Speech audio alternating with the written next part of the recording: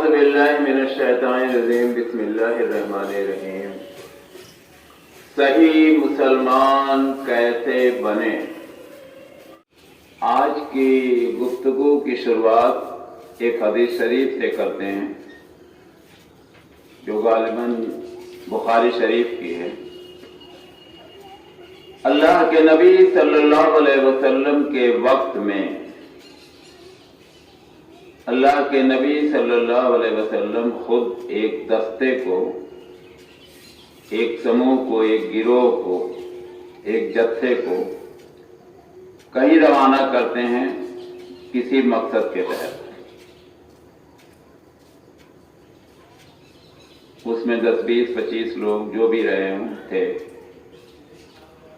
اور اس گروہ کا ایک امیر بنا دیا، اور وہ امیر کوئی ایرا گیرا نہیں، صحابہ کرام تھے، صحابیوں میں سے تھے۔ ظاہر سی بات ہے، نبی صلی اللہ علیہ وسلم کے وقت کی بات ہے، کوئی دوسرا بن ہی نہیں سکتا۔ اور لوگوں سے کہا کہ آپ لوگ جب تک سفر میں رہیں گے انہی کی اتباع کریں گے، انہی کے کہنے پر چلیں گے، یعنی یہی آپ کے رہنما ہیں پورے سفر کے دوران۔ سفر شروع ہوا، رات ہوئی، ایک گاؤں کے قریب لوگوں نے ڈیرا ڈالا اور وہیں رک گئے۔ جو امیر تھے انہوں نے حکم دیا کہ آپ لوگ گاؤں میں جائیے اور وہاں سے لکڑی اکٹھا کر کے لے آئیے۔ چونکہ امیر کا حکم تھا، لوگ نکل پڑے اپنے اپنے کام پر، گاؤں میں جاتے ہیں اور وہاں سے لکڑی اکٹھا کر کے اپنے خیمے میں واپس آ جاتے ہیں۔ یہ پہلا حکم تھا امیر کا۔ دوسرا حکم امیر کا یہ ہوا کہ لکڑیوں کو اکٹھا کر کے اس میں آگ لگا دیجیے۔ دوسرے حکم کی بھی تعمیل ہوئی، لوگوں نے آگ لگا دیا۔ تیسرا حکم اس امیر کا ہوتا ہے کہ اب اسی آگ میں آپ لوگ کود جاؤ۔ اب لوگ بڑے ہی کشمکش میں پڑے، بڑے ہی پیش و پیش میں پڑے کہ اب کیا کریں۔ 2 حکم تو بجا لائے، لکڑی لے آئے، اکٹھا کیا، آگ لگا دی۔ تیسرا حکم جو تھا صحابی کا، امیر کا، وہ بہت ہی خطرناک تھا۔ کہا کہ اسی میں کود جاؤ۔ لوگوں نے آپس میں گفتگو کی کہ جس آگ سے بچنے کے لیے ہم ان کی اتباع کر رہے ہیں، چونکہ اللہ کے نبی صلی اللہ علیہ وسلم کا فرمان مبارک ہم لوگوں کے لیے یہی تھا کہ سفر میں جب تک رہو گے یہ تمہارے لیڈر رہیں گے، یہ تمہارے اغوا رہیں گے، یہ تمہارے رہنما رہیں گے، اور جو بھی یہ کہیں گے ان کا حکم بجا لانا سب کے لیے ضروری ہے۔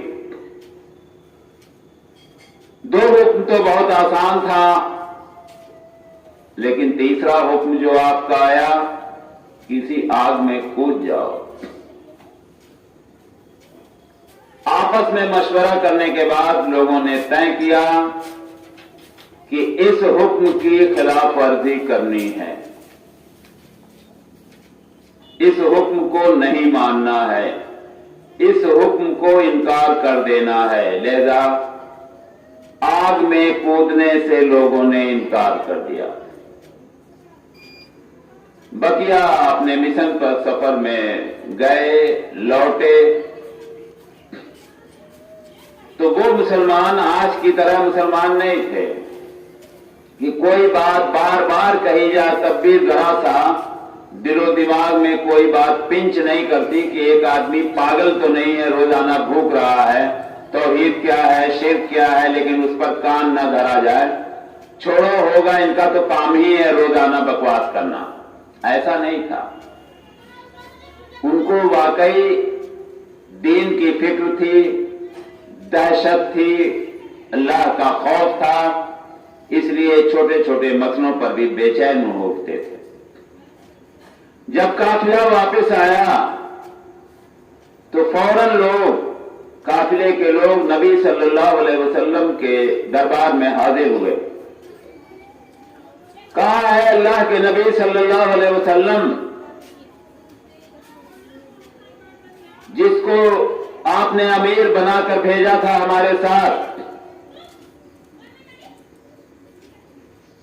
ان کے اور ہمارے بیچ میں یہ معاملات ہوئے ہیں۔ پورا واقعہ تفصیل سے بتایا، اور جب انہوں نے یہ حکم دیا کہ اسی آگ میں کود جاؤ، تو ہم سب لوگوں نے آپس میں مشورہ کر کے یہ طے کیا کہ یہ حکم نہیں مانیں گے، لیکن ہم لوگوں کے اندر بے چینی تھی، ہم لوگ پریشان حال ہیں، آپ کی خدمت میں حاضر ہیں کہ کہیں ایسا تو نہیں کہ ہم لوگوں سے بہت بڑی گستاخی ہو گئی۔ جیسا کہ آج کوئی بھی سوال اگر کوئی کرتے تو وہ فوراً گستاخی میں شامل کر لیا جاتا، کہ مولانا سے سوال پوچھ لیا، عالم سے سوال پوچھ لیا، عالم سے زبان لڑاتے ہیں، دنیا بھر کے فتوے ایک ساتھ بوچھار کی طرح مارے جاتے ہیں۔ اور اس وقت کا حال دیکھیے کہ فوراً آنے کے بعد نبی صلی اللہ علیہ وسلم کے خدمت میں حاضر ہوتے ہیں لوگ، اور یہ سوال پیش کرتے ہیں کہ نبی صلی اللہ علیہ وسلم، ہمارے سامنے یہ واقعات ہوئے ہیں، اگر ہم لوگ اس آگ میں کود جاتے تو اس کا نتیجہ کیا ہوتا، اس کا رزلٹ کیا ہوتا، اس سے حاصل کیا ہوتا؟ اللہ کے نبی صلی اللہ علیہ وسلم کا جواب سنیے اور اپنے دماغ کو ٹھوکیے، اپنی سوچ کو محدود دائرے سے باہر نکالیے۔ نبی صلی اللہ علیہ وسلم نے کہا کہ تم اسی سب کے سب اسی آگ کے حوالے کر دیے جاتے جس آگ میں انہوں نے کودنے کا حکم دیا تھا، اسی آگ کے حوالے کر دیے جاتے ہمیشہ ہمیشہ کے لیے۔ جو گئے تھے وہ بھی صحابی تھے، جو امیر بنائے گئے وہ بھی صحابی تھے، کوئی معمولی انسانوں کی بات نہیں۔ نبی صلی اللہ علیہ وسلم نے کہا اسی آگ کے وہی آگ تمہارا مقدر بن جاتی۔ آج 1200 سال بعد ایک عام انسان میں سے کہیں سہارنپور ڈپو ہے، کہیں بریلی ڈپو ہے، کہیں اعظم گڑھ ڈپو ہے، ایک ایک گروہ بنا لیا گیا اور وہاں سے نیا دین شروع ہوا، اور ان کی باتوں کو شریعت سمجھ کر عمل کرایا جاتا، اور اس پر لوگ عمل کر رہے ہیں، اس کے خلاف جانے کے لیے کبھی تیار نہیں۔ اصل شریعت قرآن اور سنت چھوٹ جائے، اس کی خلاف ورزی ہو، ذرہ برابر غم نہیں، لیکن اپنے فرقے کی فتوے کو چھوڑنا ان کے بس کی بات نہیں، یہ کانپ اٹھتے ہیں۔ سوچئے اس کا انجام کیا ہوگا، کسی حدیث پر اپنے آپ کو تولیے، سوچئے، سمجھنے کی کوشش کیجئے۔ یہ امیر بھی صحابی تھے، ساتھ جانے والے بھی صحابہ کرام کی گود تھی، اور اللہ کے نبی صلی اللہ علیہ وسلم فیصلہ کرنے والے ہیں، اور آپ نے فیصلہ کیا کیا؟ اسی آگ کے حوالے کر دیے جاتے۔ اگر آپ سمجھنا چاہیں گے تو آسانی سے بات سمجھی جا سکتی ہے۔ قرآن و سنت کے مقابلے میں کسی کی بھی اتباع درست نہیں ہے۔ جو بھی مسئلے قرآن و سنت سے سالو کیے جا سکتے ہیں یا آلریڈی بتا دیے جا چکے ہیں، اس کے قریب کوئی مسئلہ آتا ہے وہ بھی قرآن و سنت سے ہی حل کیے جائیں گے۔ شریعت سازی اللہ کا تنہا حق ہے۔ یہ حق تو اللہ تبارک تعالیٰ نے نبیوں تک کو نہیں دیا، عام انسانوں کی کیا حیثیت ہے؟ کیا کوئی نبی اپنی طرف سے شریعت گڑھ کے بتاتا تھا؟ نہیں، جبرائیل علیہ السلام تشریف لاتے تھے، آپ کو ہر چیز بتاتے تھے، اس کے بعد آپ اپنے ساتھیوں تک پہنچاتے تھے۔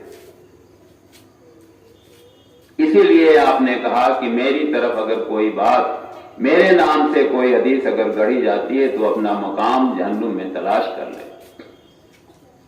اور قرآن کے خلاف جانا تو اب سوچ لیجئے کہ کتنی بڑی حماقت ہے اور کتنی بڑی گمراہی کا باعث بن سکتا ہے۔ اسے میں نے آپ کو چند دن پہلے مثال دی تھی نا، کہ بارہا لوگ کہتے ہیں کہ ان بزرگوں کو اللہ تعالیٰ نے عطا کیا۔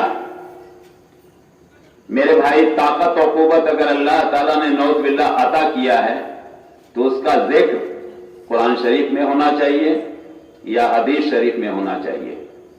آپ کو قیامت تک کے لیے وقت دیا جاتا ہے، آپ دونوں جگہ تلاش کر ڈالیے، دریافت کر لیجئے، آپ کو کہیں یہ طاقت و قوت اللہ تعالیٰ نے عطا کی ہوئی اس کی اطلاع نہیں ملی۔